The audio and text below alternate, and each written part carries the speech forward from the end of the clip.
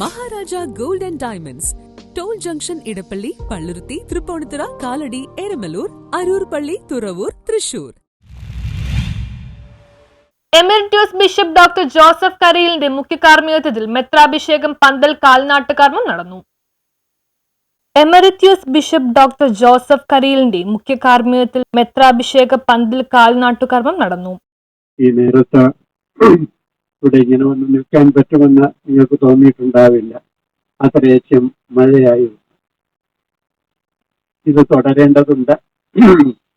നമ്മുടെ കാര്യത്തിന് അനുഗ്രഹപൂർണമായ രീതിയിൽ കാര്യങ്ങളെല്ലാം ചെയ്യാനായിട്ടുള്ള നടക്കേണ്ടതുണ്ട്. നിങ്ങളെല്ലാവരും മീഡിയ പ്രവർത്തകരും പൗരപ്രമുഖരെല്ലാവരും ഉണ്ട്. ഓരോരുത്തരുടെയും പേരൊന്നും പറയുന്നില്ല. ഏറ്റവും വലിയ കാര്യം, ആരെങ്കിലും ഒരാളെ വിട്ടുപോയാൽ അയാൾക്കത് ഫീൽ ചെയ്യുമെന്നുള്ളതുണ്ട്.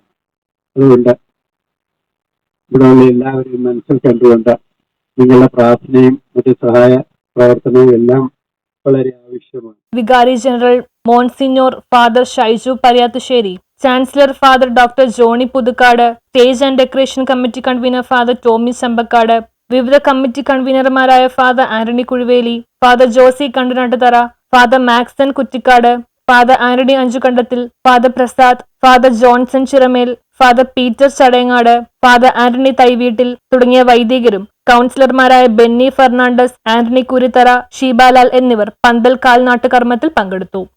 36ാമത്തെ മെത്രാഭിഷേക കർമ്മത്തിന് വേണ്ടിയുള്ള പന്തലിന്റെ കാൽനാട്ട് കർമ്മം ഇന്ന് ഇവിടെ നിർവഹിക്കപ്പെടുകയാണ്.